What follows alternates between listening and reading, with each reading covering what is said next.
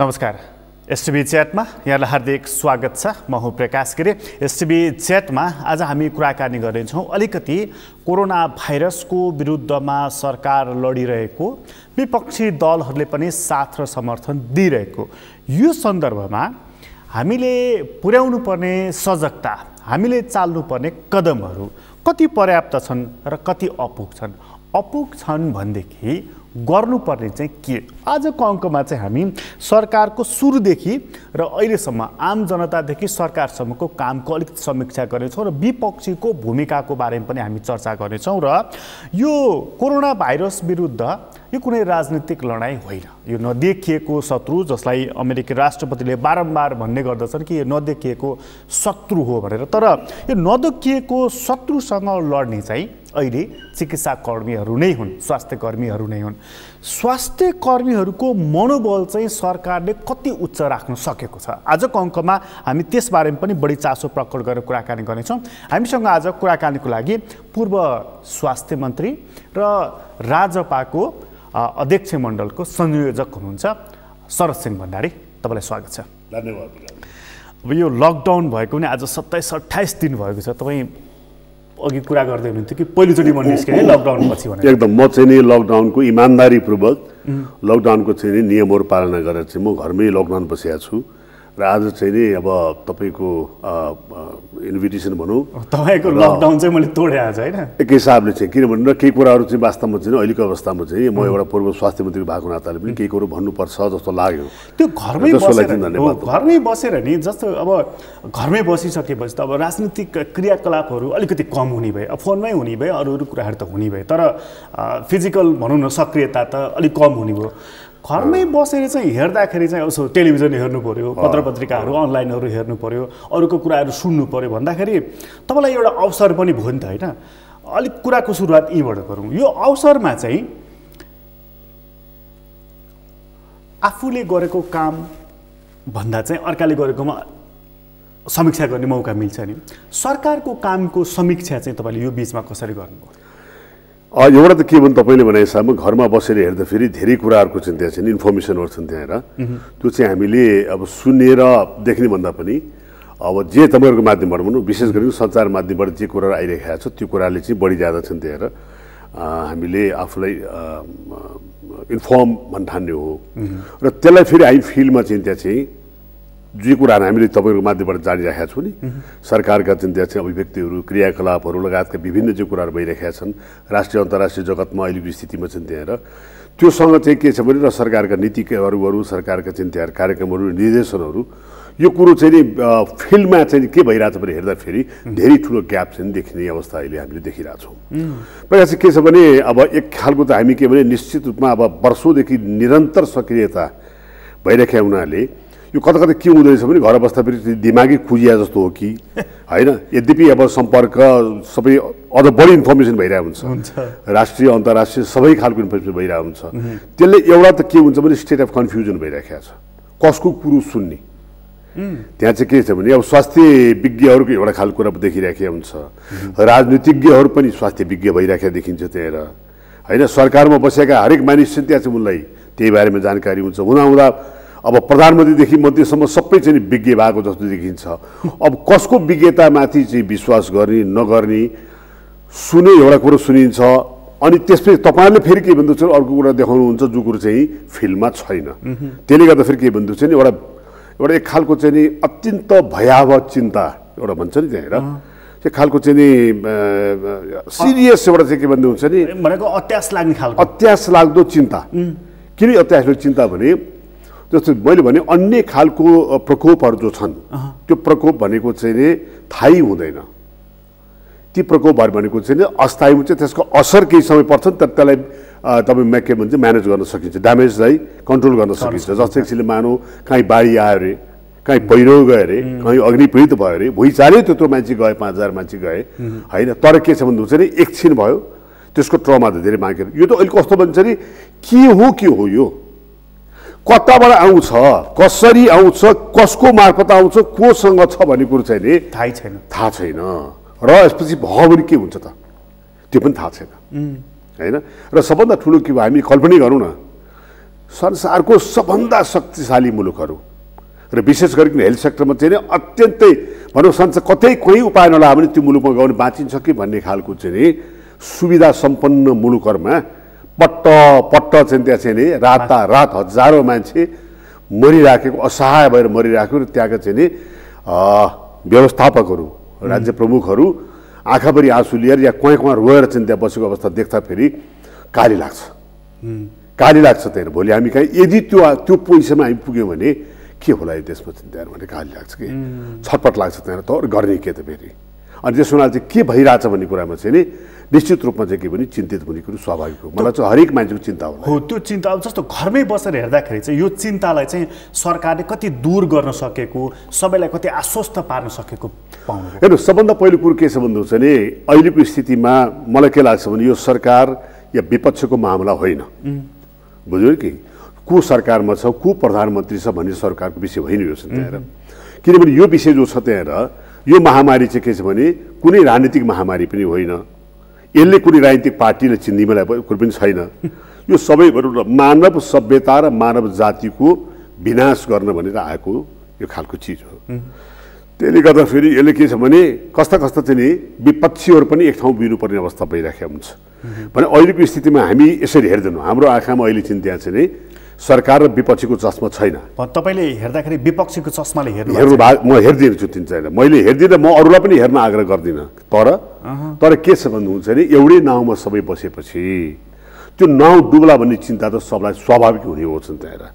र त्यो अर्थमा चाहिँ यदि चाहिँ त्यहाँ जसको हातमा चाहिँ नाउँको चाहिँ त्यहाँ जो ड्राइभिङ सिटमा बसेको छ उसलाई ल भनेर सचेत गर्ने, उसलाई चाहिँ के छ भन्नुहुन्छ भने समयमा चाहिँ सुझाव दिने, सल्लाह दिने काम चाहिँ किनभने त्यो गर्नै पर्छ, इमान्दारीपूर्वक गर्नुपर्छ। किनभने आफू त्यही नाउँमा बसिरहेको छ, त्यो डुब्यो भने चिन्ता छैन। अहिले चाहिँ त्यहाँ कसले गाडी चलाइराखेको छ त्यो मान्छे डुब्ने होइन कि सबै डुब्ने अवस्था भएको हुनाले चाहिँ हामीलाई चाहिँ यसमा कुनै राजनीति नराखेर यसमा तपाईँले बडा महत्त्वपूर्ण कुरा के गर्नुभयो भने यो डुब्यो भनेदेखि यो नाउँमा चाहिँ जति मान्छे सवार छन् सबै डुब्ने हो, नेपाली डुब्ने हो भने नेपाली डुब्ने हो। यहाँनिर तपाईँले जुन एउटा महत्त्वपूर्ण कुरा के गर्नु भने विपक्षीको आँखाले मैले हेरेको छैन भनेर होइन। अहिले त तपाईँ एउटा पार्टीको संयोजक पनि हुनुहुन्छ होइन। तपाईँले विपक्षीको रूपमा हेर्नु भएको छैन, सरकारले चाहिँ तपाईँलाई विपक्षीको रूपमा हेरेको छ कि सहयात्रीको रूपमा आउनुहोस् यार अङ्गमाल गरेर हिँडौँ, तपाईँहरूको विज्ञता, तपाईँको क्षमता, तपाईँको ज्ञानको पनि सदुपयोग गरौँ, हामीलाई सहयोग गर्नुहोस् भनेको छ। प्रश्न त त्यो छ, ठिकै कुरा तपाईँले भन्नुभयो। अहिलेको अवस्था के हो भन्नुहुन्छ भने हामीले सरकार विपक्ष भनेर नहेर्दै पनि हाम्रो आग्रह चाहिँ के थियो भने यो बारम्बार हेर्छन् त्यहाँ। मैले के देखिरहेको छु भन्दा तपाईँको चाहिँ राजपा नेपालकै तर्फबाट मलाई लाग्छ मैले 4 या 5वटा विज्ञप्ति चाहिँ त्यहाँ चाहिँ आधिकारिक हिसाबले चाहिँ सरकारको ध्यान आकर्षण गर्न भनेर मैले विज्ञप्ति निकालेको छु। त्यस्तै किसिमबाट चाहिँ नेपाली काङ्ग्रेस मैले बारम्बार देखिराखेको छु। नेपाली काङ्ग्रेसका नेताहरूदेखि लिएर चाहिँ इभन पार्टीका चाहिँ आधिकारिक चाहिँ त्यो चाहिँ विज्ञप्तिहरू पनि देखिराखेका छन्। समाजवादी पार्टी लगायतका चिन्ता चाहिँ चिन्ताहरू पनि आइरहेका छ। हरेक पार्टीले चिन्ता व्यक्त गरिराखेका छ त्यहाँ। तर त्यो चिन्ताको आधारमा चाहिँ त्यो सबैलाई समेटेर जाउँ भन्ने खालको चाहिँ मानसिकता अथवा व्यवहार चाहिँ सरकारमा देखिएर हेर्नुहोस्। मैले यो पनि भनिरहेको छु त्यहाँ। यो जस्तै एकछिन मानौँ के विषय उठाएको थियो, सर्वदलीय संयन्त्र के उठाएको थियो, म त्यसको पक्षमा छैन। म यो दलीय भने कुनै पक्षमा छैन। किन पक्षमा छैन भने यो चाहिँ नि सबै दल मिलेर राजनीतिक समस्याको समाधानको निम्ति सबै दल मिलेर निकाल्ने निकास हो। यो समस्या भनेको राजनीतिक समस्या मात्रै होइन, राजनीतिक सहमतिको आवश्यकता छ। तर समस्या के भन्नुहुन्छ नि यो सबै समस्या के राष्ट्रको चाहिँ नि सबैको साझा समस्या हो र त्यो समस्या जीवन मरणसँगको चाहिँ जोडिएको समस्या हो। त्यस हुनाले चाहिँ हाम्रो आग्रह के भन्नुहुन्छ नि सरकारले राजनीतिक संयन्त्र होइन तर सरकारले सबभन्दा पहिलो काम के गर्नुपर्थ्यो भने लकडाउन गरिसकेपछि लगायत चाहिँ नि सरकारमा बसेका जो छन् होइन मन्त्री या प्रधानमन्त्रीहरू उहाँहरू विज्ञ होइन। यो लकडाउन गर्ने बित्तिकै यसको घोषणा गर्ने बित्तिकै यसबाट पर्ने प्रभावको बारेमा तत्काल के छ भने सम्बन्धित पक्षहरूसँग निरन्तर एउटा संवाद अथवा के भन्छ नि सरसल्लाह भइराख्नुपर्ने अवस्था हुन्थ्यो।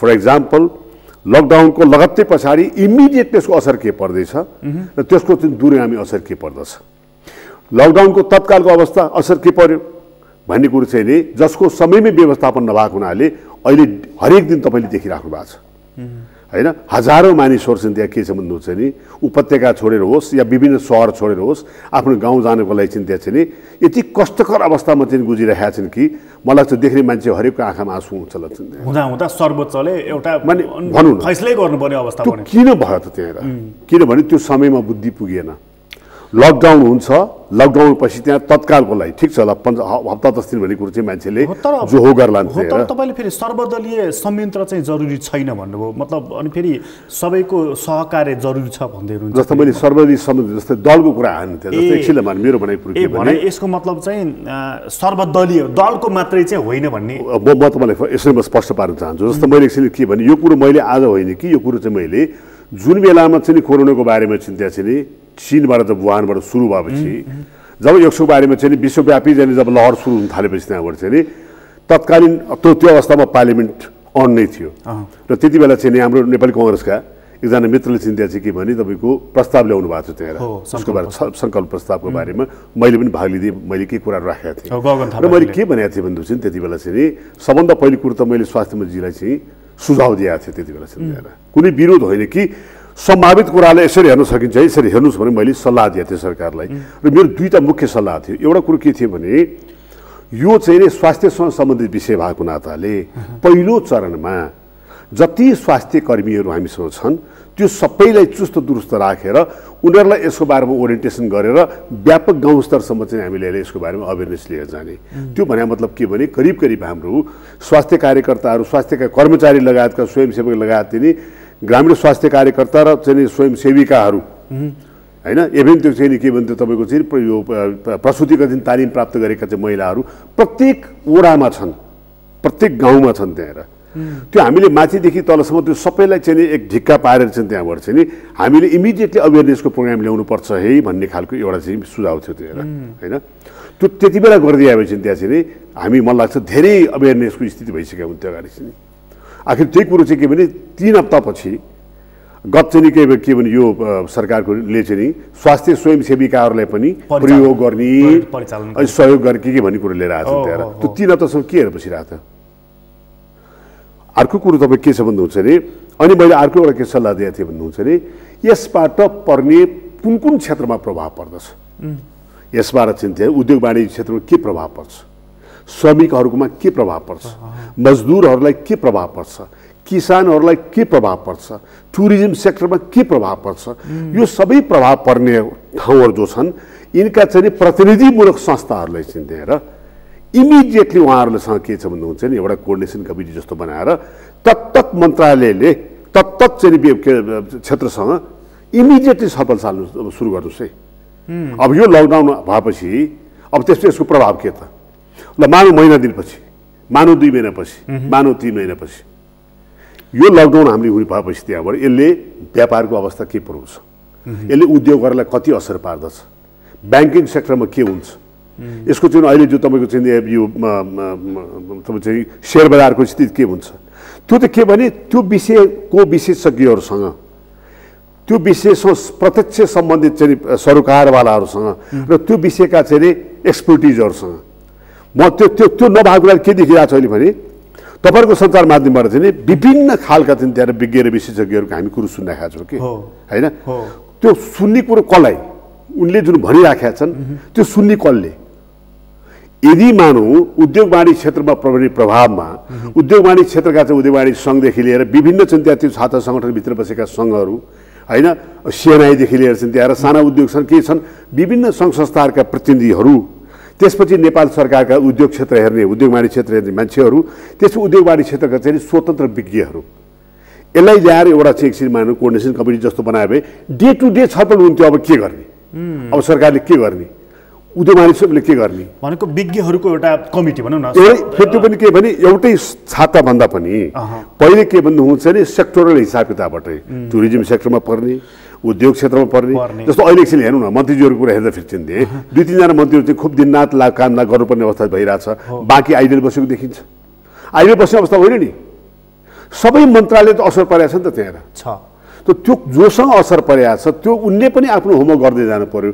सर्ट टर्म र लङ टर्म यो सुझाव तपाईँले पहिले दिनुभएको थियो? मैले पार्लिमेन्ट जब भनौँ न लकडाउन हुनुभन्दा पहिलेकै कुरा हो भनेको त्यो यो कोरोना भाइरसको चाहिँ जब सुरुवाती चरणमा देखियो भएर जब त्यसको बारेमा चाहिँ सरकार गम्भीर हुनुपर्छ भनेर चाहिँ छलफल चाहिँ गगन कुमार थापाले ल्याउनु भएको थियो त्यो बेलामा चाहिँ यो विषयलाई यो सुझाव सुनिएन। मलाई लाग्छ त्यो सुनिया सायद त्यो अर्को त्यो अनुसार चाहिँ भएको हुन्थ्यो होला। यसको मतलब चाहिँ के त? हामी कहाँ चाहिँ पदीय विज्ञताको चलन छ नि, हामी कहाँ पदमा पुगेपछि अब तपाईँलाई मानुस विज्ञान मन्त्री बनायो भने तपाईँ विज्ञानको चाहिँ फेरि ज्ञाता भइहाल्नुभयो। नहीं दुर्भाग्य त्यही हो नि। वास्तवमा के भने मन्त्री अथवा प्रधानमन्त्री भनेको व्यवस्थापक हो। हामीहरू भनेको चाहिँ के भन्नुहुन्छ भने राजनीतिक नेतृत्व भनेको चाहिँ त्यहाँ चाहिँ व्यवस्थापन गर्ने हो। त्यहाँ विज्ञहरूदेखि लिएर सबभन्दा पहिलो कुरो के भने डेलिभरी दिने चाहिँ सिस्टम जे छ, डेलिभरी पाउने सिस्टम जे छ, डेलिभरी दिने सिस्टमलाई चाहिँ इन्हान्स गरेर पाउने सिस्टम चाहिँ पुर्याइदिएर चाहिँ त्यहाँबाट त्यसको चाहिँ के भने पाउने मान्छेले जे पाउनु पर्ने हो त्यो पाउने हो। अझ बेटर लाइफ कसरी बनाउने भन्ने खालको म्यानेजमेन्ट गर्ने काम मनेजरियल स्किल हो। राजनीतिक नेतृत्व पोलिटिकल सिस्टम स्वयंमा कुनै पनि मन्त्री या प्रधानमन्त्री विज्ञ हुँदैन। उसमा नेतृत्वको क्षमता के हुन्छ भने 10वटा विज्ञसँग उसले सुनेपछि अहिलेको बेलामा कुन चाहिँ तपाईँको चाहिँ उपाय ठिक छ भन्ने कुरो चाहिँ त्यो जज गर्न सक्छ। किनभने विज्ञहरू जो हुन्छन् त्यहाँ आफ्नो विषयमा चाहिँ पोख्त हुन्छन् तर ग्राउन्ड रियालिटी उनलाई थाहा भइराखेको हुँदैन। अहिले सरकारले जुन गठन गरेका छन् ईश्वर पोखरेलजीको नेतृत्वमा उच्चस्तरीय कमिटी यो कोभिड-19 को सन्दर्भमा त्यो पर्याप्त छैन? होइन, यो सबभन्दा पहिलो कुरो के छ भने क्राइसिस म्यानेजमेन्ट कमिटी भन्ने एउटा गठन गरेको छ होइन। त्यो क्राइसिस म्यानेजमेन्ट कमिटी जुन गठन गरेको छ त्यसले चाहिँ के छ भन्नुहुन्छ भने त्यसको मलाई के लाग्छ भने कुन उद्देश्यले भने समन्वय गर्ने उद्देश्यले होला है। तर त्यो समन्वय गर्ने बेलामा चाहिँ के छ भने त्यो समन्वय गर्नको लागि जुन फिडब्याक हुन्छ नि त्यो फिडब्याक नआएसम्म तपाईँले समन्वय गर्ने के त? जस्तै एकछिन मानौँ अब अहिले अब अस्ति एउटा घटना भयो जस्तो अहिले जति पनि यति ज्यादा ठुलो चर्को विवाद जुन भइरहेको छ र जुन हामी दिनरात देखिरहेका छौँ, जसले यहाँ मात्र होइन कि संसारमा बस्ने सबै नेपालीको चाहिँ मुटु चर्किरहेका छ त्यहाँनिर, न खान पाएका छन् न जान पाएका छन्, आफ्नो मुलुक बिरानो जस्तो अवस्था भइरहेछ। यो मैले कसैले विरोध गर्न खोजे होइन, यो व्यवस्थापन गर्न नसकेको कुरा हो। र यो विषयमा मैले भन्न खोजेको के भन्नुहुन्छ भने यही विषयमा यो समितिले फ्याट्ट चाहिँ के छ भने बिना अध्ययन गरेर होला, यदि अध्ययन गरेर त कन्टिन्यू गर्थ्यो होला। ल काठमाडौँ उपत्यकामा बसेका चाहिँ सबैलाई बाहिर पठाउने भन्ने निर्णय गरेको 2 दिन आधिकारिक आयो। मानिस मेन्टली मसँग कतिपय चिन्ताहरू जोडिएका मानिसहरू पनि मलाई फोन गर्दै ल हामी जाने भयौँ अब तयारी गरिदिनु पऱ्यो भन्ने खालको कुरा गर्न थालेँ। जसलाई मैले बारम्बार बाबु अहिले जानु हुँदैन बरु के अप्ठ्यारो छ भने भन्नुहोस् त्यहाँबाट भन्ने कुरो बसेको हुनाले सरकारले त्यो गर्न थालेपछि त्यहाँबाट चाहिँ त ठिक छ ल जानुहोस् तयारी पनि भयो। मेन्टली मानिस प्रिपेयर भयो अब चाहिँ हामी जानुपर्छ भनेर आधा घन्टा निबित्ने पाउने बित्तिकै खबरदार जान पाइन्न भन्ने कुरो भयो। त प्रश्न के भन्नुहुन्छ नि किन भयो भन्दाखेरि रिजन के भन्नुहुन्छ नि सम्बन्धित प्रदेशले मानेन भन्ने कुरो आयो। सरकारले मान्यो, प्रदेशले किन मानेन? सरकारले प्रदेशलाई किन मनाउन सकेन? सरकार र प्रदेशको बिचमा समन्वय किन भएन? यसले के देखियो भने क्राइसिस म्यानेजमेन्ट कमिटी र विभिन्न चरण 3वटा सरकारलाई सबभन्दा पहिलो कुरो क्राइसिस म्यानेजमेन्ट कमिटीले तिनै सरकारको बिचको एउटा समन्वयको एउटा चिन्ता चाहिँ जुन आधारहरू तयार गर्नुपर्ने र वन डोर सिस्टमबाट हिँड्नुपर्ने वन डोर सिस्टम चाहिँ हुन सकेन त्यहाँ हेर्नुहोस्। त्यसले गर्दा फेरि के भन्नुहुन्छ भने एउटा निकायले निर्णय गर्यो, अर्कोले मानेन, अर्कोले निर्णय गर्यो, अर्कोले मानेन, जसको परिणाम के भन्नुहुन्छ भने जनताले दुःख पाए। तर यसलाई त सङ्घीय सरकारले नियन्त्रणमा लिनुपर्ने अथवा उसको निर्णय क्षमताले अरूलाई कन्भिन्स गर्न सक्नु पर्थ्यो नि त होइन? हेर्नुहोस् म दुईवटा कुरा भन्छु यसको। एउटा नीतिगत कुरा छ त्यहाँ। नीतिगत कुरा के छ भने प्रकाशजी यो प्रश्न सङ्घीय संरचनासँग जोडिन्छ। यसलाई सरस्वती हेर्दा फेरि अहिले राजनीतिक कुरा गरेर जस्तो हुन्छ तर सङ्घीय संरचनामा जुन सङ्घीय संरचना जेको बारेमा हामीले बारम्बार चाहिँ कुरा उठाइराखेका छौँ कि यो सङ्घीयता यस कारणले चल्न सक्दैन कि सङ्घीय संरचना नै इमान्दारीको भएको चाहिँ छैन। अहिले सङ्घ, त्यसपछि प्रदेश सरकार, त्यसपछि स्थानीय सरकार। सङ्घीय सरकार, प्रदेश सरकार, स्थानीय सरकारको बिचको जुन डोरी हुन्छ नि त्यो डोरी भइदिए भए सङ्घ, प्रदेश र सरकारको हिसाबमा जाने हुन्थ्यो। तर अहिले त्यो डोरी नबनाइदिया हुनाले सङ्घ र सङ्घीय सरकार चाहिँ एउटा डोरीमा छ। के अरे तपाईँको चाहिँ नि तल स्थानीय सरकार, प्रदेश सरकार बिचमा उसको भूमिका विहीन छ है। प्रदेश सरकार अन्तर्गत स्थानीय निकाय छैन। स्थानीय निकायको ओडामा बदमासी भएकोहरू चाहिँ यहाँ मन्त्रीजी बसेर चाहिँ कसरी चाहिँ के अरे मोनिटर गर्नुहुन्छ होला त्यहाँ होइन। अब 75 जिल्ला पनि छैन, 7वटा प्रदेश फेरि, अनि जिम्मेवारी प्रदेश तैँले के गरिस् भन्ने कुरो हुन्छ। उसको अन्तर्गत जम्मै स्थानीय निकाय उसको अन्तर्गतमा छैन। त्यस हुनाले यसले एउटा ठुलो प्रश्न खडा गरेको छ। यो चाहिँ संहितामाथिकै प्रश्न, संहितामाथिको प्रश्न खडा गरेको छ। किनभने एक अर्काको निकाय अन्तर्गत र कोअर्डिनेसनमा नभएको हुनाले चाहिँ नि म यसमा एउटा फेरि पोजिटिभ कुरा भन्छु। स्थानीय निकाय र स्थानीय निकायको निर्वाचन नभइदिए भए जति पनि अहिले अलिकति केही कामहरू जुन बढिरहेको छ नि त्यो हुन सक्ने यति पनि हुन्थेन। तर त्यसको चाहिँ नि जुन तपाईँको चाहिँ नि लिङ्केज हो त्यहाँ त्यो लिङ्केज तर एउटा अन्तर्गत अर्को नरहँदाखेरिको तपाईँले जुन भन्नुभयो नि यो संहिता त चल्न कठिन हुन्छ फेरि। मैले त्यही भन्दैछु त्यहाँ र त्यस हुनाले यो प्रश्न सधैँ उठिराखेको छ। यो प्रश्न के उठिरहेको छ भने संहितालाई असफल गर्ने प्रयास त होइन, यो खेल त होइन हो भन्ने कुरो पनि उठिरहेको छ। यद्यपि अहिले कति सान्दर्भिक होला राजनीतिक कुरा गर्नु, तर मैले के भने यसको के अरे प्रमाण देखिराखेको छ। एउटा निकायले निर्णय गर्यो, अर्को निकायले मानिराखेको छैन। उसको अन्तर्गतको जुन छ जहाँ तपाईँ यहाँबाट पठाउने भनेर निर्णय गर्नुभएको छ। ओडाको ओडाध्यक्षले मैले एउटा तस्विर देख्दै थिएँ कि पुलमा उसले बार लगाइदिएको छ, झोलुङ्गे पुलको त्यो खुट्किलाहरू निकालेर राखिदिएको छ। अब तपाईँको निर्णय कसले मान्ने? अनि अब त्यो भनेपछि त्यहाँ अनि उसलाई कसले भन्ने, ऊ कसको अन्तर्गत हुने, हुने? अनि अब त्यो भने मतलब चाहिँ नि, अनि त्यसको अटोनोमी भने मतलब चाहिँ के भने नि स्वायत्तता भनेको चाहिँ त्यहाँ र मन परितन्त्र होइन नि। त्यसो एउटा पक्ष मैले भने, एउटा पक्ष के भने यसको जो लिङ्केज हो त्यहाँ र त्यसको कुरो हो।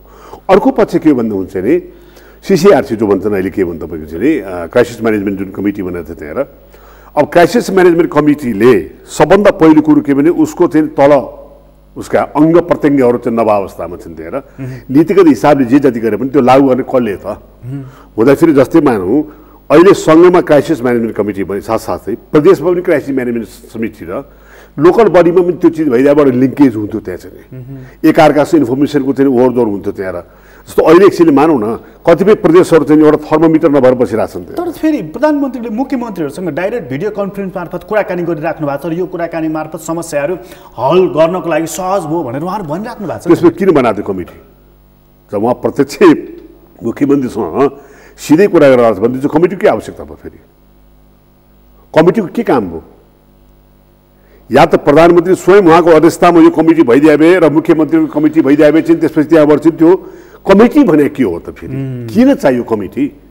कमिटी भने नै यस निम्ति चाहियो कि सम्बन्धित सबै पक्षका मानिसहरू त्यसमा रहेर अनि त्यसले चाहिँ टोटल गाउँमा टोटल पिक्चर चाहिँ त्यहाँ चाहिँ नि त्यो के भन्छ नेतृत्वलाई दिने भनेको होइन असिस्ट गरेर कमिटी हुन्छ कि सहयोगी भूमिका कमिटीको हुन्छ त्यहाँ। त्यसमा अहिले प्रश्नमा आए त्यसमा सर्वदलीय संयन्त्र चाहिँ नचाहिया रहेछ, सर्वपक्षीय संयन्त्र चाहिँ चाहिया रहेछ। जस्तै मैले भने अब त्यसमा राजनीतिक दलहरूको प्रतिनिधित्व होस्, त्यसमा अहिले यो त के भन्छ नि यो समस्या के हो? यो त हेल्थ समस्या हो। हेल्थको तपाईँको चाहिँ के छ भने कुन अवस्था छ त? हेल्थ समस्या पनि कस्तो हुन्छ भने कहिले कहिले जस्तो झाडा पखाडा कुनै एरियामा लाग्यो अरे त्यहाँ औषधि उपचार भयो होइन पुगाउँछ त्यहाँ आएर भन्ने भयो। यो त के भने यस्तो खालको चाहिँ हेल्थ समस्या भयो संसारमै त्यसको ट्रिटमेन्ट पनि छैन र एउटै उपाय त्यसो के छ भने अहिलेसम्म बुझिया र WHOदेखि सबले भनेको कुरो के भने घरभित्र बस, अलग्गै बस, अर्को केही उपाय चाहिँ छैन भन्ने अवस्थामा यसको एउटै अहिलेको ट्रिटमेन्ट भने के भने घरभित्र बस। अनि त्यसपछि भइहाल्यो भने के गर्नु त? सेकेन्ड स्टेजमा चाहिँ त्यहाँ अनि भइहाल्ने भन्ने कुराको चाहिँ अरू क्युरिटी पार्टहरू भयो, औषधि छैन तर के छ भन्ने कुरो चाहिँ नि आफ्नो ठाउँमा होला।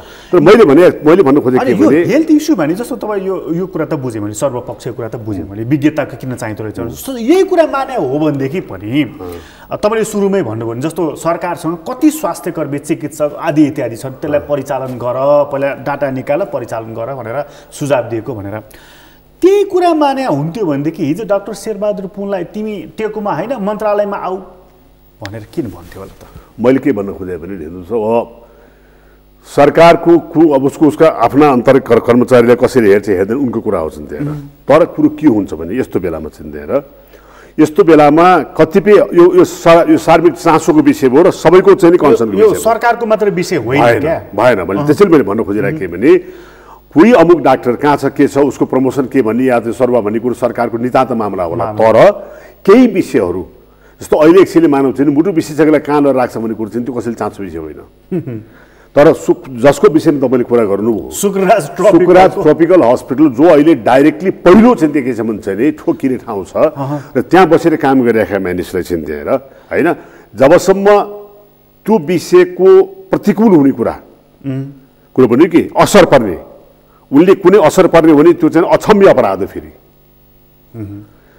त्यो ट्रिटमेन्टमा या टेस्टमा कुनै किसिमको हेलचक्राइ गरेको छ त्यो गरेको छ भने त्यो चाहिँ अक्षम्य अपराध होइन तर त्यो हुँदा हुँदै पनि विदाउट एनी रिजन मान्छेले बुझ्ने हिसाबले चाहिँ कुनै रिजन छैन र तत्काल त्यहाँबाट हटाउँछ र या कुनै किसिमको चाहिँ प्रतिशोधात्मक या पूर्वाग्रह हिसाबले राख्छ भने चाहिँ त्यो अत्यन्तै के छ भने आपत्तिजनक कुरा हो त्यहाँ त्यो आम जनताको विश्वासमा ठुलो ह्रास हुने हो म सबभन्दा पहिलो कुरो के छ भने मैले बारम्बार भन्दै पनि आएको छु कि अहिलेको अवस्थामा तपाईँले जति कुरा उठाउनु भयो नि सर्वदलीय होस् यो होस् भन्ने कुरो चाहिँ होइन हाम्रो भनाइ हामी आँखा चिम्लेर चाहिँ त्यहाँ सरकारले होमा हो मिलाइराखेको छु र मिलाउन चाहन्छु बशर्ते सरकारले चाहिँ के भने म गर्दैछु है भन्ने विश्वास चाहिँ जनताले दिलाउन सक्नु पर्यो जनताको विश्वास जबसम्म चाहिँ सरकारले लिँदैन तबसम्म जनताको साथ पनि पाउँदैन त्यहाँ विभिन्न दलहरूको विश्वास सरकारले कुन अवस्थामा लिन्छ भने सरकार ठिक बाटोमा गएको छ भने सबैले त्यसमा होस्टेमा हैसी गर्नुपर्ने हुन्छ तर बाटो बिरायो भन्नु हुन्छ अरे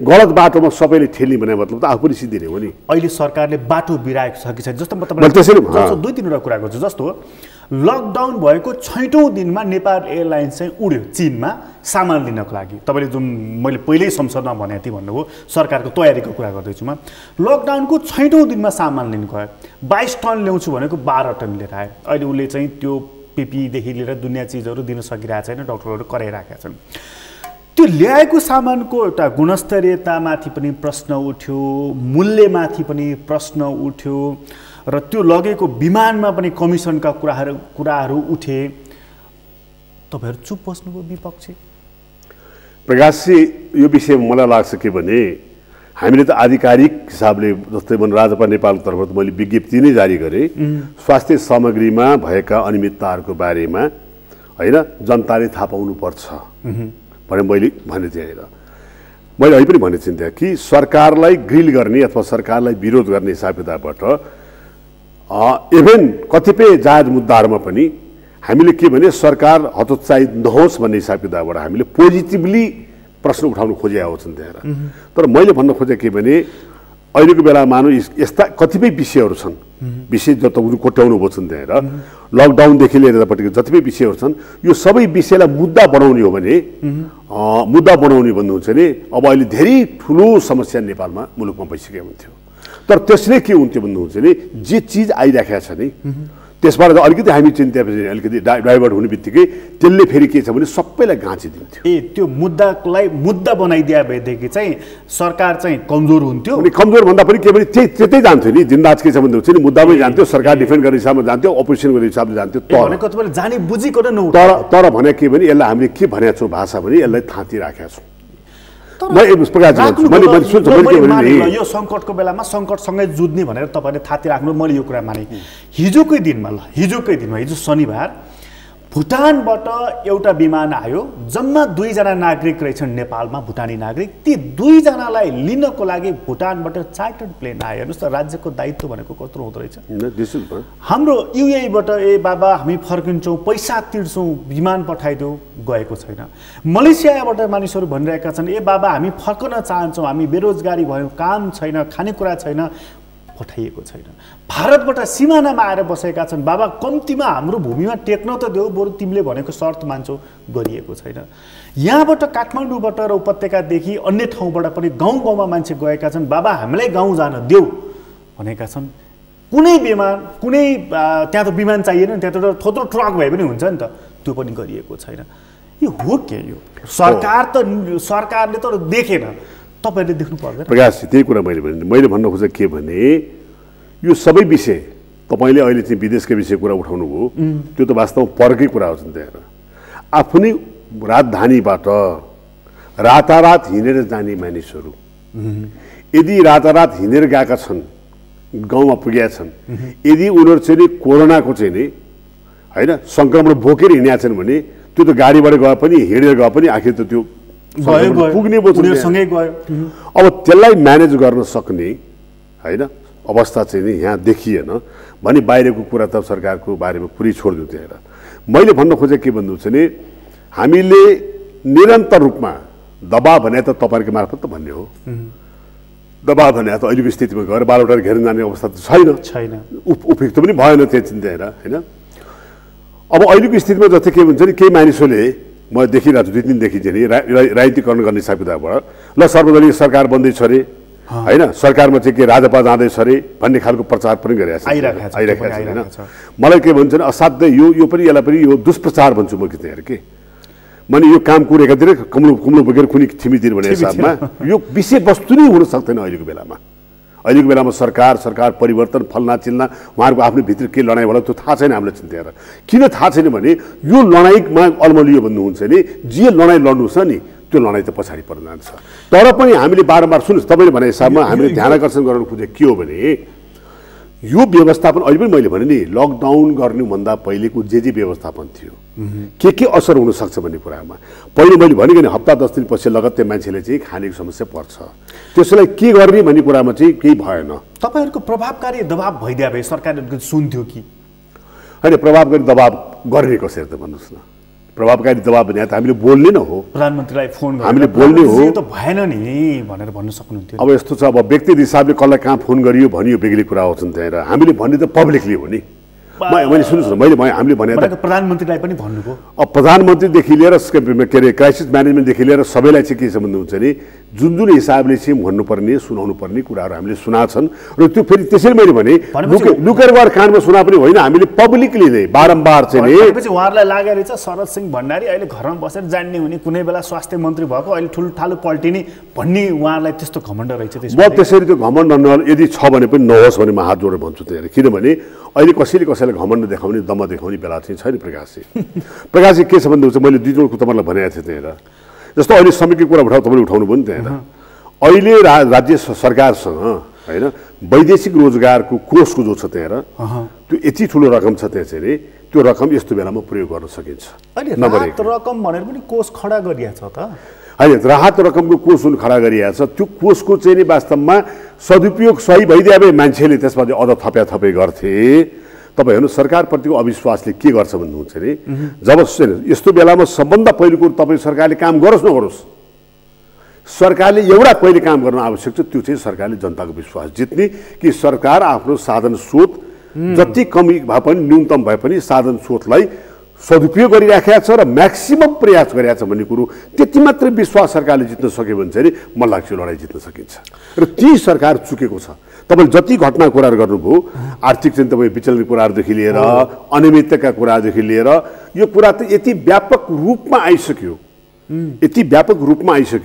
र त्यसलाई पनि एकछिनले मानौँ यो सब कुरा उठ्यो रे सुन्नु म तपाईँलाई भन्छु यो कुरा उठ्यो यसलाई चाहिँ के छ भने हामीले चाहिँ नि यो नोटिसमा लिएको छौँ भनेर सरकारले कमसेकम एउटा छानबिनै समिति या एउटा होइन भने जब सम्बन्ध निकालेर चाहिँ ल यसमा के छ कारवाही गरेर हेर भने मात्रै पनि भनिदिए भए चाहिँ त्यहाँ र जनताले के हुन्थ्यो भने केही मानिसहरू केही व्यक्ति विशेषहरू यस्ता चाहिँ के भने तपाईँको चाहिँ त्यहाँ चाहिँ धमिलो पानीमा माछा मार्न खोजिरहेछन् त त्यसलाई त सरकारले समयमा ठ्याक्क लायो नि भन्ने खालको हुन्थ्यो तर त्यो भएन। त्यति पनि भएन। त्यो भएन कि उल्टो के छ भने उनीहरूलाई नै मलदल गर्ने कामहरू भयो। अब तपाईँ एकचोटि स्वास्थ्य मन्त्री पनि भइसक्या मान्छे स्वास्थ्य मन्त्रालयको अवस्था के छ भन्ने कुरा भित्री कुरा तपाईँलाई थाहा पनि छ। अहिलेको स्वास्थ्य मन्त्रीको सन्दर्भमा अहिलेको स्वास्थ्य सचिवको स्वास्थ्यको डिजीको सन्दर्भमा चाहिँ थुप्रै प्रश्नहरू यो 2 हप्ता 3 हप्ताको बिचमा उठे। कतिपयले कुन मनसायले उठाए के अभिप्रायले उठाए त्यो उहाँहरूलाई नै छाडिदिउँ। तर तपाईँले हेर्दाखेरि चाहिँ अहिलेको हाम्रो स्वास्थ्य मन्त्रीजीको काम चाहिँ कति चित्त बुझ्दो लाग्यो? मलाई व्यक्तिगत हिसाबले कसैपट्टि टिप्पणी मलाई गर्नु छैन हेर्नुहोस् प्रकाश होइन आफ्नो मान्छेको आफ्नो क्षमता पनि हुन्छ आफ्नो चाहिँ के छ भन्दाखेरि क्वालिटी पनि हुन्छ सबै कुरो हुन्छ। सबैजना हामी राजनीति गर्दैछौँ मैले भनिको अहिले पनि त्यहाँ चाहिँ राजनीति कुनै विज्ञ होइन त्यहाँ होइन। तर एउटा कुरा के भने स्वास्थ्य मन्त्रालय मैले चलाएको र मलाई के अनुभव भएको नाताले मैले के बुझाएको छु भने स्वास्थ्य मन्त्रालय भनेको विज्ञहरूको संस्था हो।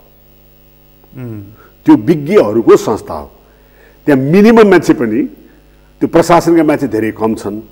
त्यहाँ अधिकांश मानिस को छन् भन्नुहुन्छ भने केही न केही चाहिँ तपाईँको चाहिँ आफ्नो क्षेत्रमा दक्षता र विज्ञता हासिल गरेका मानिस हुन्। त्यसैले दुईवटा कुरा हुन्छ एउटा ती मानिसहरूको चाहिँ नि त्यो मानिसहरू जो विज्ञ हुन्छ त्योमा स्वाभिमान हुन्छ।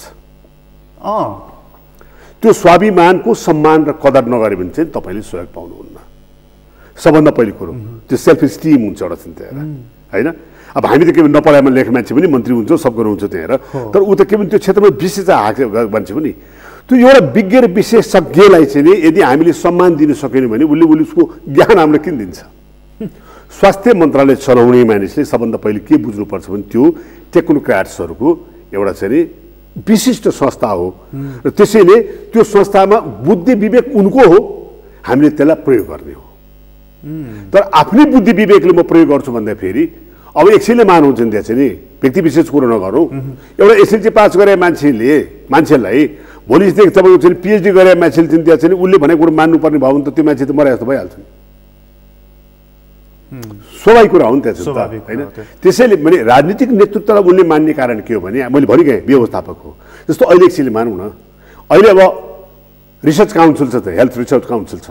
रिसर्च काउन्सिल अन्तर्गत धेरै संस्थाहरू चाहिँ त्यहाँ चाहिँ छन् जो चाहिँ रिसर्चहरू गरिरहेका छ। त्यो संस्थालाई चाहिँ बोलाएर ल बाबु तिम्रो यो विषयमा चाहिँ के छ तिम्रो चाहिँ त्यहाँ ल कसरी गर्नुपर्छ त्यहाँ मलाई चाहिँ सल्लाह ल्याएर फुल फ्लेज काम गर्थे नि। यत्रो युनिभर्सिटीहरू छन् त्यहाँ चाहिँ मेडिकल कलेजहरू छन् त्यहाँ, सबैले एक्चुअली बोलाएर राखेर चाहिँ ल के गर्ने यसमा है तपाईँको भूमिका के? मेडिकल कलेज अहिले चाहिँ हस्पिटलको बारेमा चाहिँ नि अनावश्यक चाहिँ त्यो पैसा खर्च गर्ने कामहरू भइरहेको छ होइन। तपाईँ एउटा चाहिँ अब घरमा लिएर आएर चाहिँ त्यहाँ दुनियाँभरको चाहिँ त्यहाँ चाहिँ सामानहरू चाहिँ दिएर गइरहेको छ। मेडिकल कलेज 20-22 नेपालमा छ नि यार। मेडिकल कलेजलाई बोलाउनुहोस्, उनीहरूलाई राखेर मिटिङ गर्नुहोस्, त्यहाँ ल यो जिल्ला तपाईँले हेर्ने, यो जिल्ला तपाईँहरूले हेर्ने र त्यहाँ के छ त्यो तपाईँले गर्ने र त्यहाँको कुरो चाहिँ त्यो अस्पताल तपाईँहरूले गर्ने। यसरी तपाईँलाई सबैले लिएर आएर तपाईँले गर्दाखेरि सबैतिरबाट मुभ हुन्थ्यो। त्यसपछि साथसाथै तपाईँ यति ज्यादा चाहिँ गैर सरकारी संस्थाहरू छन् हेल्थ सेक्टरमा काम गर्ने यहाँ छन् त्यहाँ, यति धेरै छन् त्यहाँ चाहिँ त्यो सबै सेक्टरलाई बोलाएर चाहिँ त्यहाँबाट ल तपाईँहरूको नेटवर्क कहाँ के छ त्यहाँ चाहिँ यसरी जाने के भन्दा सबभन्दा पहिलो कुरो अवेरनेस। Number 1 awareness. एउटै उद्देश्य के भने घरभित्र बस्छ, कसरी घरभित्र राख्ने, घरभित्र बस्नलाई त त्यहाँ हेर घरभित्र राख्ने वातावरण बनाउनु पर्यो। सधैँ पुलिसले ठटाएर चाहिँ सधैँ पुलिसले चाहिँ त्यहाँ उ गरेर त विचार त पुलिसले के गर्छ? बिहानदेखि बेलुका त्यो पनि त मान्छे हो नि। उसको कुनै किसिमको चाहिँ सुरक्षा छैन, उसको कुनै किसिमको इन्सेन्टिभ छैन यार, सधैँ उही गाली खाएर बसिरहेको छ। उसको मोरल बुस्टअप कसरी गर्ने, स्वास्थ्यकर्मी मोरल कसरी बुस्टअप गर्ने, मान्छेलाई घरमा बस्ने वातावरण कसरी बनाउने, जब घरमा सुरक्षित भन्ने कुरो महसुस भएर हो नि त्यहाँ। अब खाने व्यवस्था चाहिँ पैसा चाहिँ किन्ने ठाउँ चाहिँ छैन, किन्ने व्यवस्था चाहिँ छैन, पैसै छैन, किनेर खाने अवस्था पनि छैन। यो सब कुरालाई कसरी म्यानेज नगरेसम्म हुन्थ्यो एउटा पार्ट चाहिँ नि। अर्को पार्ट चाहिँ के भन्नु चाहिँ नि यसमा चाहिँ तपाईँको चाहिँ नि एक्सपर्टिजहरूलाई चाहिँ नि चिकित्सा विशेषज्ञहरूलाई बोलाएर जस्तै जुन भन्नुभयो जुन व्यक्ति विषय भन्नुभयो त्यस्ता मानिसहरूले बोलाएर के होन्छन् त्यहाँ चाहिँ भने उनीहरूलाई बुस्टअप गर्नु सट्टा अनि अब कसले कहाँ के बोल्यो अनि डाक्टरले बोल्यो कसले बोल्छ? मान्छे मैले बोल्नु पत्याउँछ? म डाक्टर हुँ होइन। तर यहाँ चाहिँ कस्तो भन्छ मैले बोलेको कुरो पत्याउनु पर्छ। बाबु तपाईँले स्वास्थ्यको कुराहरू भयो, स्वास्थ्यको चाहिँ त्यहाँ चाहिँ डाइरेक्टर भनौँ या स्वास्थ्यको चाहिँ सचिव भनौँ, स्वास्थ्य मन्त्री तिनैजना डाक्टर त होइन नि होइन। अनि उनको भाषा त जे विषय त्यो भाषा बोल्नु पऱ्यो नि। म पोलिटिसियन हुँ, मैले पोलिटिकल तपाईँले कन्भिन्स गर्नु पऱ्यो। मैले भोलि फर्मुला लिएर आएर चाहिँ त्यहाँ केमिस्ट्री लिएर फर्मुला लिएर भन्न थाल्यो भने तपाईँ के भन्नुहुन्छ? कस्तो बिको मान्छे रहेछ किन भन्नुहुन्छ? त्यो मेरो विषय नै होइन। त्यसो हुनाले अहिले चाहिँ नि विषयभन्दा परका मानिसहरूले जुन हिसाबले डिक्टेट गर्न खोजिरहेका छन् त्यसैले चाहिँ नि एउटा क्याओसको सिचुएसन लिएर आएको छ, अविश्वासको वातावरण लिएर आएको छ। म अझ पनि सरकारले के भन्छु भने पहिलो काम विश्वास जित्ने काम गर्नुहोस्, ढाँट्ने काम नहोस्। प्रधानमन्त्री बडा इमान्दारीपूर्वक भन्दै हुनुहुन्छ खबरदार कसैले के भने भोकमा मर्न पाउन्न, सबैले व्यवस्थापन गर भन्छ। अनि मान्छेहरू लखर हिँडेछन् त्यहाँ चाहिँ नि खान पाएका छैनन्, विभिन्न निकायबाट गइरहेका छन् त्यहाँ चाहिँ नि त्यो निकायलाई मतलब छैन। मेरो भनाइ के भन्नुहुन्छ नि ठिक छ तपाईँले यदि म्यानेज गर्न सक्नु भने झुट किन बोल्नुहुन्छ? आज मैले महानगरको चिन्ता चाहिँ नि तपाईँको के छ भने मेयरजीको चिन्ता चाहिँ नि मैले भिजुअल मैले देखिरहेको छु, एकजना मान्छे मैले व्यवस्था गरिरहेको छु, गर्छु उपत्यका छाड्न हुँदैन भनेको छु। अनि किन गएको थियो ती मान्छे? तपाईँले व्यवस्थापन गरिरहेछ भने अनि त्यो खान्न पाएर गएको मान्छे झुट बोलिरहेको छ कि तपाईँ झुट बोलिराख्नु भएको छ? प्रश्न उठेको उठेन त्यहाँ राज्यको संयन्त्रले यो कुरा चाहिँ किन पत्तो हुँदैन? अस्ति मैले योगेश भट्टराईजीसँग सोधेको थिएँ, उहाँले खानु नपाएको कारणले या पैसा नभएको कारणले मान्छे गएका छैन, अन्य कारणले गएका भए मलाई थाहा छैन भनिदिनुहुन्थ्यो। मतलब यो राज्य संयन्त्र यति झुट अन्य कारणले किन गयो त? तपाईँले दिएको निर्देशनको विपरीत, तपाईँले लगाएको यत्रो कडा नियमको विपरीत मान्छे गइरहेको छैन भने केही कारण त होला नि, पक्कै होला। ल एकछिनले मानु होला चिन्ता हेर उसको कारण तपाईँको चाहिँ नि खान पाएर नगा होला चिन्ता, खान पाए तापनि किन गइरहेको छ त? जबकि यस्तो बेलामा चिन्ता हेर यस्तो बेलामा तपाईँ नजानुहोस् नघुम्नुहोस् भनेर भन्ने बेलामा त्यो कारण पत्याउने काम कसको? त्यो कारण पत्ता लगाउने जिम्मेवारी कसको त? त्यहाँ राज्यको त दुईटै कुरा हो नि, सम्झाइ बुझाइ हुन्छ कि कहीँ कराउ गरेर हुन्छ कि होइन। किनभने हुन्छ नि जेसँग लड्न खोजिरहेको छ उसले त कुनै भाषा बुझ्दैन, उसले बुझ्ने भाषा एउटै छ। एउटै भाषा के छ भन्दा नि ऊ त जसलाई भेट्टा उसले चिन्ताएर छोड्नेवाला यहाँ राजनीतिकर्मी पत्रकार वकिल भनेर उसले छोड्नेवाला छैन, कसैलाई पनि छोड्नेवाला चाहिँ छैन। एउटा चाहिँ पूर्व स्वास्थ्य मन्त्रीहरूलाई पनि एउटा प्रश्न गरेको वर्तमान मन्त्रीले पनि गरे पनि सुने मैले, सरकारमा रहेका अरू मन्त्रीहरूले पनि स्वास्थ्य मन्त्री भने यहाँ भने त्यहाँ भने त एउटा ल्याबसम्म पनि गतिलो बनाउनु भएको रहन्छ, उहाँले के चाहिँ काम गरेर बिताएर जानुभयो त भनेर एउटा प्रश्न त तपाईँलाई पनि भयो नि। होइन यस्तो ल्याब भने के हो मैले भन्न खोजेँ के भने जस्तो अहिले जे खालको रोग आयो होइन, एक त पहिले म के तपाईँलाई भन्न खोजौँ भन्नुहुन्छ भने हाम्रो स्वास्थ्य सेवा हाम्रो स्वास्थ्य क्षेत्रमा को बेतरतिबीको बारेमा चाहिँ के छ भन्नुहुन्छ भने मलाई लाग्छ म लगायतका हरेक स्वास्थ्य मन्त्रीले काम गर्दाखेरिको स्थितिमा यो स्वास्थ्य क्षेत्र भनेको रातारात चाहिँ त्यहाँबाट चाहिँ के परिवर्तन हुने क्षेत्र होइन, नम्बर 1। अर्को कुरो के छ भने राज्यको बजेट शिक्षा र स्वास्थ्यमा कति % एलोकेट हुने गरेको छ त्यो पनि पल्टाएर हेर्दा हुन्छ। हेर्दा पनि के देखिन्छ तपाईँ भन्नुहुन्छ भने स्वास्थ्य क्षेत्रको जुन बजेट आएको छ त्यहाँनिर मैले भने नि स्वास्थ्य क्षेत्रमा वैतनिक कर्मचारीहरू नै 50,000 भन्दा बढी होलान्। जनस्वास्थ्यदेखि लिएर पब्लिक हेल्थदेखि विभिन्न ठाउँमा विभिन्न अस्पतालदेखि लिएर सारा कुराहरू छन् त्यसरी। त्यो ठुलो चङ्क त बढी त्यो चाहिँ त्यहाँबाट त तलमै गएको हुन्छ त्यहाँ कुरै कि अब सुविधाको कुराहरूमा चाहिँ त्यसरी गरेर जाने हो भने पब्लिक हेल्थको हिसाबले हेर्दाखेरि चाहिँ धेरै कुराहरू चाहिँ हाम्रो चाहिँ WHO लगायतका विभिन्न खालको चाहिँ त्यहाँ छ नि वैदेशिक चाहिँ नि सहयोगीहरूले चाहिँ गरेको अवस्था भइरहेको हुन्छ। त्यसैले अझ म त के भन्छ भने नि म यो कुरो भन्छु त हेर मेरै पालोमा चाहिँ के भन्छ मेडिकल सेक्टरमा चाहिँ त्यहाँ छ नि health sector management programme health sector चाहिँ नि म्यानेजमेन्ट प्रोग्राम भन्ने हामीले लागू गऱ्यौँ, जसको आधारमा चाहिँ नि पहिले चिकित्सा कसले हेर्ने अस्पतालको कसले हेर्ने भन्ने कुरो इकाइ नै थिएन स्वास्थ्य मन्त्रालयमा। क्युरेटिभ सेक्टरमा चाहिँ त्यहाँ चाहिँ नि चिकित्सा महाशाखा खडा गरियो र चिकित्सा महाशाखा हेर्ने डाक्टर चाहिँ के भने उसले अस्पतालहरूलाई हेर्ने कुरो भयो। होइन भने पहिले के भन्थ्यो भने स्वास्थ्य मन्त्रालयले जनस्वास्थ्य मात्रै हेर्थ्यो, अस्पताल अन्तर्गत भए पनि कसले हेर्ने भन्ने कुरो चाहिँ हुन्थेन। त्यस हुनाले त्यसका धेरै कुराहरू म भन्दैछु। सवाल तथ्य कहाँ जान्छ भने अहिले भनौँ न अहिलेको अवस्थामा अमेरिका जस्तो देशमा भेन्टिलेटर नभएर मान्छे मर्ने अवस्था आयो, आइसियु बेड नभएर अवस्थामा आयो। अनि अहिले के भन्ने त ट्रम्पले चाहिँ त्यहाँ चाहिँ ओबामा के हेरेर बसिरहेको थियो अनि क्लिन्टन के हेरेर बसेको थियो भन्ने। अनि यो यस किसिमको महामारी यस किसिमको रोग आउँछ भन्ने कुरो के पहिलेदेखि सूचना गरेर आएको थियो ल हामी 20 वर्षपछि एउटा सूचना आएको थियो। नोट्राडामस 15 के अरे सेन्चुरीमा भनेर रहेछ त्यहाँ 15औं शताब्दीमा नोट्राडामस भनेर रहेछ कि 2020मा चाहिँ यस्तो खालको एउटा चाहिँ के भन्छ नि क्राउन एउटा क्विन आउने छ यस्तो भनेर। अब त्यो भाषा कसले बुझ्ने भाइ 15औं शताब्दीमा भनेको कुराहरू छन् त्यहाँ होइन भन्नुहुन्छ नि यो यसरी पन्छ्याउने काम होइन कि अब यो जसको पालोमा जे च्यालेन्ज आउँछ त्यसलाई मिट गर्न सक्ने चिन्ता र त्यसलाई सफलतापूर्वक त्यसलाई पार गर्न सक्ने मान्छे अनि त्यसलाई चाहिँ नेतृत्व भनिन्छ, त्यसलाई चाहिँ सफल नेतृत्व भनिन्छ। त्यहाँ त्यो नै क्षमता हो निश्चित रूपमा चाहिँ अर्कालाई गाली गरेर चाहिँ त्यहाँ पहिले के भयो भने हिसाबले चिन्ता चाहिँ भएर पहिले राम्रो भयो त तपाईँ कहाँबाट आउनुभयो किन आउनुभयो त? अहिलेको हाम्रो मन्त्रीजीहरू कति क्षमतावान भेटाइरहेको मैले भनिरहेको छु त्यहाँ चाहिँ त्यसको परिणामै देखिरहेको छ नि। त्यो क्षमताकै कुरा लिएर प्रश्न उठिराखेको छ कि आज मैले दुईवटा उदाहरण दिएँ। सबभन्दा पहिलो कुरो के छ भने तपाईँले चाहिँ नि यो ठ्याक्क सुरु हुनु बित्तिकै जुन अनियमितताको कुराहरू आयो श्रृङ्खलाबद्ध अनियमितताको कुराहरू आएछन् त्यहाँ यस्तो बेलामा कसैले पनि त्यस्तो सोच्न भनेको चाहिँ त्यहाँ त्यो अपराध हो। त्यो वास्तवमा राष्ट्रद्रोही काम हो त्यहाँ सीमा हुन्छ हर चिजको चिन्ता यस्तो बेलामा त्यति मात्र होइन यस्तो क्राइसिसको बेला त्यो पनि एकछिनले मानव छम्मेका हुन्थ्यो भने ल एकछिनले मानव तलमाथि भयो 2-4 पैसा तलमाथि भए पनि समयमा आएर समयमा त्यसको चाहिँ प्रयोग भइदिए हुन्थ्यो। अहिलेको स्थिति के छ अहिले म बडा आश्चर्य लागिरहेको छ कि अहिले तपाईँ कसलाई टेस्ट गरेर राख्नु भएको छ भने बाहिरबाट आएका क्वारेन्टाइनका मान्छेहरू चाहिँ 2-4 जना टेस्ट गरेर राख्नु भएको छ। अहिले 21-26 दिन भइसक्यो तपाईँले अहिलेसम्म 10,000 क्रस गर्नु भएको छ क्या टेस्ट गर्नुको लागि चिन्ता होइन। त्यो पनि के भन्नु तपाईँको छैन आरपिडीवालामा भइरहेको छ ऱ्यापिड टेस्टको हिसाबले भइरहेको छ, पिसिआर पनि छैन। मेरै जिल्लाबाट अस्ति जिल्ला जनस्वास्थ्यका कुरा गर्दै कर्मीले कुरा गर्दै थिए हामीसँग थर्मल गन छैन। क्वारेन्टाइनमा जानलाई चाहिँ प्रत्येक गरी वडाले चाहिँ त्यहाँ क्वारेन्टाइन बनाएको छ तर थर्मल गन छैन। तपाईँले थर्मल गन पुऱ्याउन सक्नु भएको चाहिँ छैन, तपाईँले आरपिडी मसिनहरू पुऱ्याउन सक्नु भएको चाहिँ छैन, पिसिआरको व्यवस्था पनि गर्न सक्नु भएको छैन।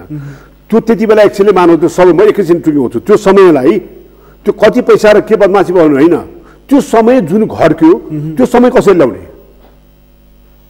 त्यति बेला नै त्यो हामीले टेस्ट सुरु गरे एकछिन त्यहाँ चाहिँ नि र मलाई अहिले पनि के लाग्छ भने अहिले जति टेस्ट गर्न बाँकी छ बल्ल टेस्ट सुरु भएको छ त्यसैले केस त कसरी आउँछ भन्ने कुरो छैन अझ हप्ता 10 दिन हामीले कुर्नुपर्छ टेस्ट बल्ल सुरु हुन थाल्यो भने टेस्टको रिजल्टहरू नआएको भन्न सक्ने मलाई तपाईँलाई 2-3वटा प्रश्न सोध्न चाहे समय मसँग एकदम सकिसकेको छ जस्तो अब यो मन्त्रीहरूको क्षमताको बारेमा त तपाईँले भन्नाले अलिकति इम्याच्योर देखियो भन्ने कुरा प्रधानमन्त्रीको चाहिँ हेर्नुहोस् अब प्रधानमन्त्रीको बारेमा म व्यक्तिगत टिप्पणी गर्न चाहन्न तर मलाई के लाग्छ भन्दा चाहिँ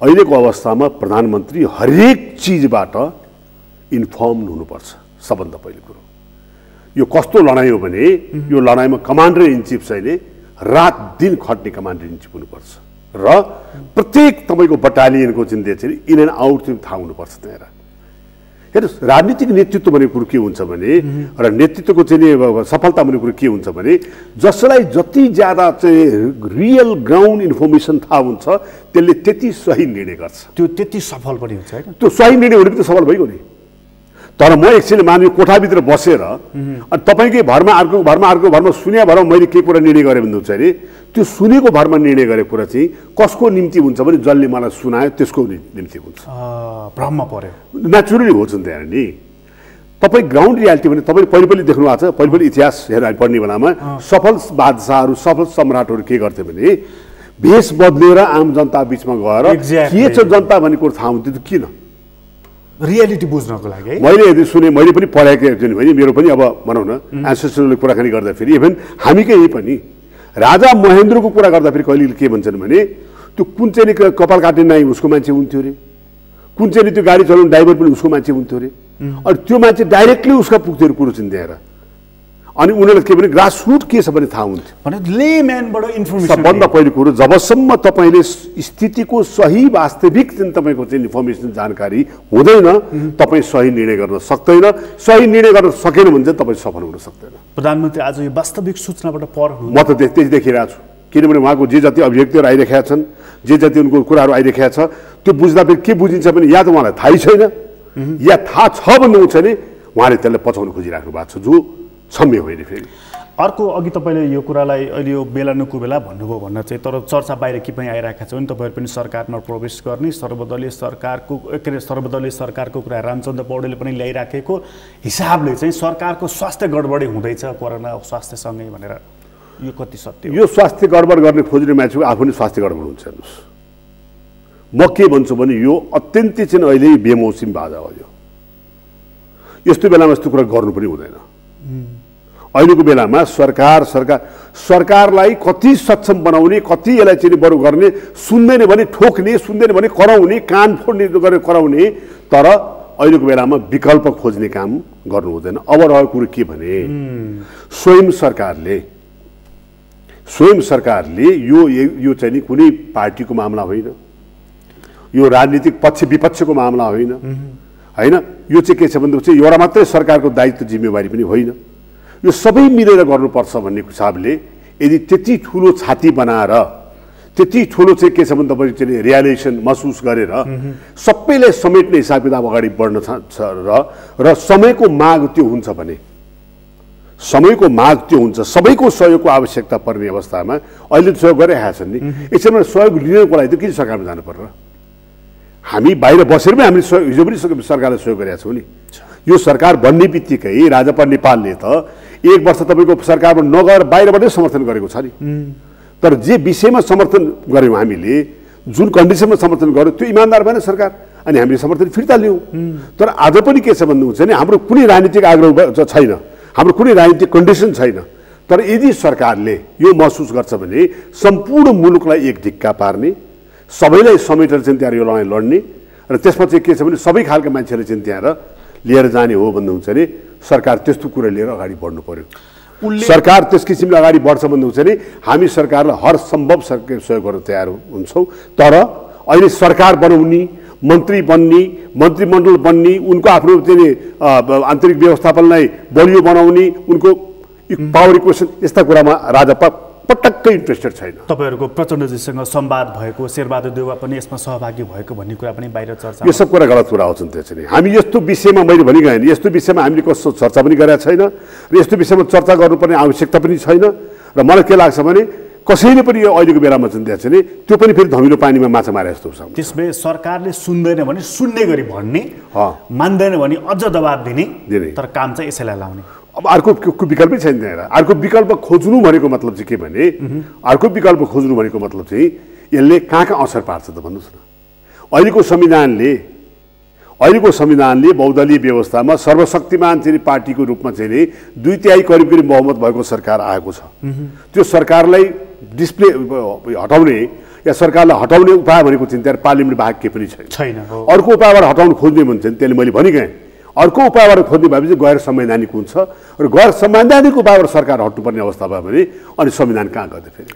अन्त्यमा सोधे जस्तो अब हामीसँगले बजेट ल्याउनु पर्ने संवैधानिक व्यवस्था चाहिँ जेठ 15 गते छ, तर यो क्राइसिसमा छ मुलुक, कति उपयुक्त हुन्छ जेठ 15 गते बजेट ल्याउनु अथवा कस्तो प्रकार? नै बजेट जेठ 15 आउनै पर्छ त्यहाँ, किनभने त्यो तपाईँको संवैधानिक बाध्यता हो। संवैधानिक बाध्यता हो। रहेको कुरो के छ भन्नु चाहिँ नि अहिलेको निड र अहिलेको क्राइसिस के छ त्यसलाई मध्यनजर राखेर बजेट ल्याउनु पर्छ र बजेट ल्याउने कुरो चाहिँ बजेट पनि राहतमुखी बजेट हुनुपर्छ। राहत भने के भने अहिले जति इकोनोमी चाहिँ तपाईँलाई असर पर्यो भयो त्यहाँ होइन, हामी करिब ध्वस्तको अवस्था पुगेका छौँ। त्यसो बजेट ल्याउँदा फेरि मेरो सबभन्दा ठुलो आग्रह के भने सरकारसँग र अर्थमन्त्रीसँग जुन जुन सेक्टरमा चाहिँ नि यो लकडाउनको असर पर्दैछ त्यहाँ लङ टर्म असर पर्दैछ त्यो सेक्टरसँग हार्ट टु हार्ट कुराकानी गरेर त्यो व्यापारीको के अरे इन्ट्रेस्ट होइन, सरकारको इन्ट्रेस्ट होइन, सामूहिक इन्ट्रेस्ट, उसँग हार्ट टु हार्ट कुराकानी गरेर के गर्दा उनलाई चाहिँ मलम लाउन सकिन्छ त्यहाँ, कति सख्त देशले मलम लाउन लैछन् त्यहाँ, त्यो इमान्दारीपूर्वक भयो भने त्यति बेला के हुन्छ भने उसलाई चोटै लाए पनि सहन चाहिँ त्यहाँ चाहिँ हुन्छ। ठिक छ, सरकारले आफूले गर्यो। अथवा अर्थ मन्त्रालयको एउटा कोठामा बसेर खुरखुरु लेखेर चाहिँ हुँदैन, कोही मान्नेवाला पनि छैन। अर्थमा के असर परिरहेको छ त्यहाँ, ब्याङ्कर कयौँ मान्छेले ऋण लिएको छ, उनीहरू ब्याङ्कर्सहरूले चाहिँ त्यहाँ चाहिँ होइन त्यो ब्याङ्कको चाहिँ उसले कसरी तिर्नेदेखि लिएर सारा त्यो तपाईँ चाहिँ उद्योगमा असर परेको कुराहरूदेखि लिएर कृषिमा असर परेको कुराहरू, कृषि बेस धेरै इन्डस्ट्रीहरू छन् त्यहाँ चाहिँ होइन, यो सबै इन्डस्ट्रीहरू चाहिँ मैले ध्वस्त भएको अवस्था छ। त्यस हुनाले के छ भने एक हिसाबले हुँदाखेरि त के भने ध्वस्त भएको इकोनोमीलाई रिभाइभ गर्ने खालको चाहिँ त्यहाँ चाहिँ नि बजेट चाहियो। बजेट कसरी ल्याइन्छ त्यो नीतिगत हिसाबले त्यो जसको लागि ल्याइन्छ उसँग कमसेकम सल्लाह हुनुपर्छ। तपाईँलाई धेरै धेरै धन्यवाद। धन्यवाद प्रकाशजी, धेरै कुराहरू थियो होला त्यहाँ चाहिँ, तर तपाईँले केही कुरा राख्ने मौका दिनुभयो, त्यसको लागि धन्यवाद दिन चाहन्छु। र म अन्त्यमा के आग्रह गर्न चाहन्छु भने यति बेला चाहिँ त्यहाँ चाहिँ मैले भनिगएँ जो जाँदा छौँ हामी त्यो ठाउँबाट उठेर एउटै ठाउँमा पुगौँ, यो मुलुकलाई ठ्याप्पै एक ढिक्का बनाएर चाहिँ त्यहाँ यो लडाइँ चाहिँ जितौँ। आदरणीय दर्शकबिन, तपाईँलाई पनि धन्यवाद। आज हामीले कुराकानी गऱ्यौँ शरद सिंह भण्डारीसँग। उहाँ पूर्व स्वास्थ्य मन्त्री तथा राजपाको संयोजक हुनुहुन्छ अहिले, र उहाँसँगको कुराकानीहरूलाई यति नै। एसटिभी च्याटबाट म प्रकाश गिरीलाई बिदा दिन। सगरमाथा टेलिभिजन हेर्दै गर्नुहोला। नमस्कार।